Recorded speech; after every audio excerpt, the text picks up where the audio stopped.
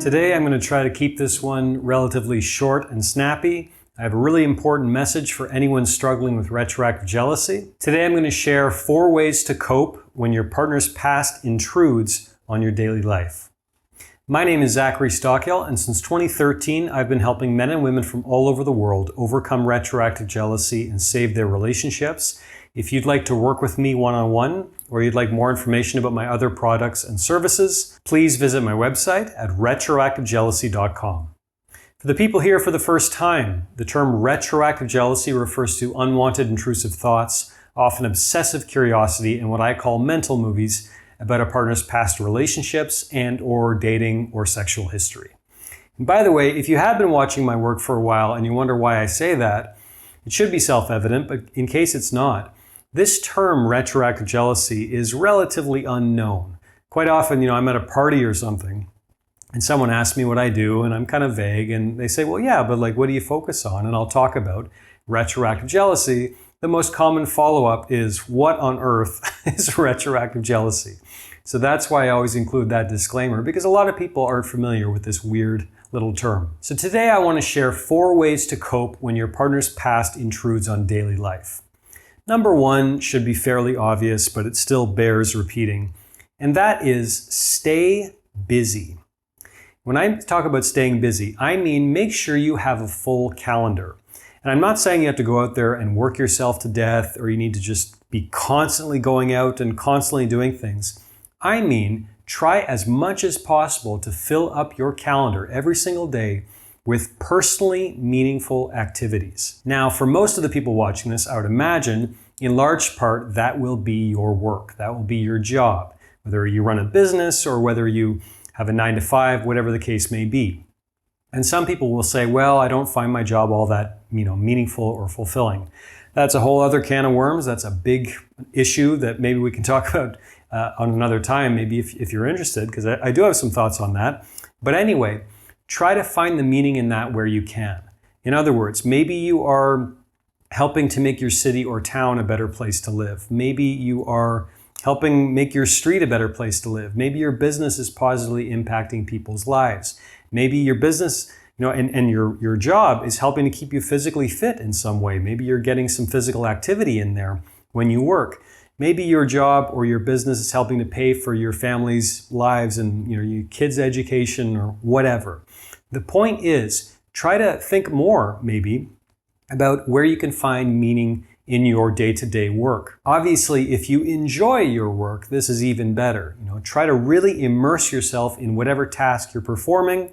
And for the times when you're not at work, when you're not doing something relating to your profession or relating to your business, fill up the rest of your calendar with personally meaningful activities. Now, obviously, each of us is going to have a slightly different version of what personally meaningful activities look like for us. For me, that could involve things like lifting weights, that could involve playing guitar, that could involve spending time with my partner, that could involve going to the beach, that could involve any number of things that I find really meaningful and fulfilling, rather than just zoning out on the couch watching mindless YouTube or mindless Netflix, right? Each of us has a default mode when we're kind of lazing around and not really being intentional with how we spend our time. For me, it's mindless YouTube most of the time. I'll just get lost down some YouTube rabbit hole and maybe I'm watching things that I'm not even that interested in. I'm just kind of wasting time, right?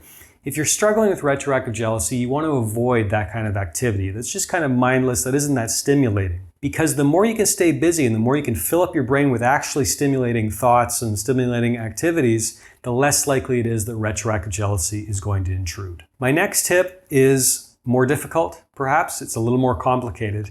But I want to introduce this idea in terms of coping when your partner's past intrudes on your daily life. Coping when you get an intrusive thought about your partner's past.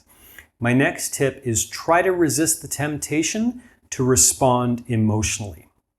Now, as I often say, when we're struggling with intrusive thoughts, we often imagine that there's actually one thing going on. A thought pops in our brain and it's painful and confusing and we freak out and we can't do anything about it, right? But when we have an intrusive thought about anything, more often than not, there's actually 2 processes going on. There's the thought and then there's our emotional reaction to the thought. Now, we can't do a lot about the thought popping into our head, right? Our brains are going to do what they're going to do. Now, there's ways to rewire our brains. There's ways to reprogram them, at least to some extent. There's ways to change our brains. But anyway, I digress.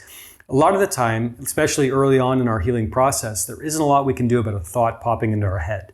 But we can do a lot about changing our emotional reaction to the thoughts. I go deep into this topic on my channel, in my online courses, especially Get Over Your Partner's Past Fast, my flagship online course for beating retroactive jealousy, my books. You can click the link in the description of this video. I have all kinds of resources that are going to help you start changing your emotional response to thoughts.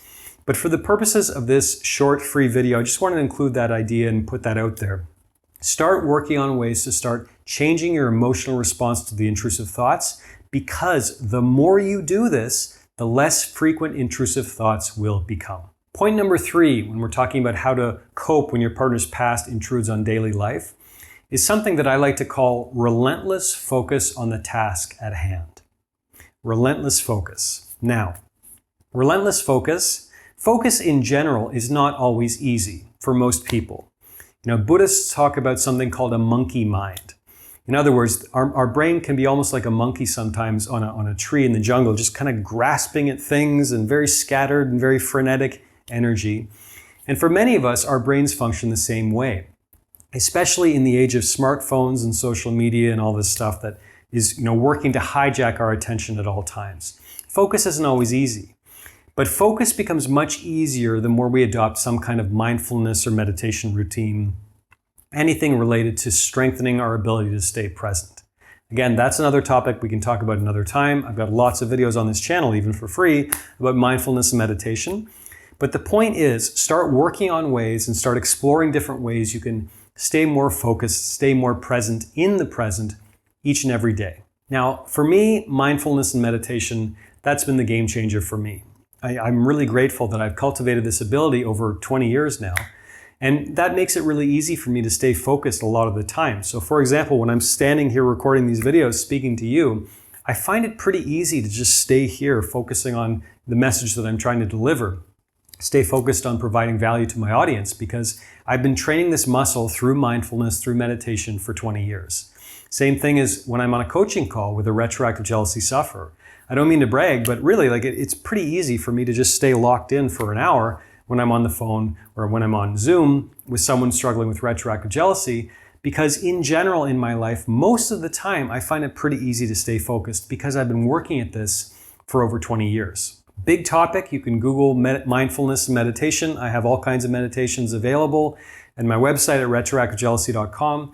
But just to put this idea out there for this short video, start looking at ways that will help you stay present, that will help you stay grounded, and try to practice as much as you can relentless focus on the task at hand. Whenever your mind starts to drift, whenever your mind starts to wander from your meaningful activities or from your job, start looking at ways to just bring your focus back to what you're actually supposed to be focusing on. Gently, with great self-love, without anger, without frustration, just constantly returning to your focus to what actually matters, what you're actually supposed to be doing in any given moment. I'm just looking at the time.